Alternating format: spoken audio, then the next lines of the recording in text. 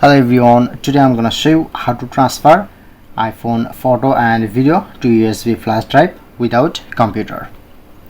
So simply I'm just take a USB flash drive and it's a converter. This is a USB to type C converter. At first put in and just connect.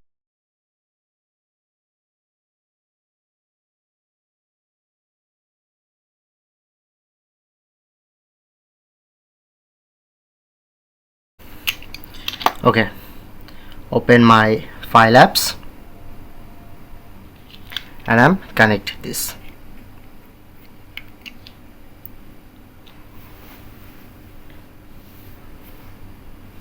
So now successfully connect my USB. So if you want to transfer USB to iPhone or iPhone to USB in the same way like I'm transferred, open my file, select any photo or video, press on select. Okay, click on to share option,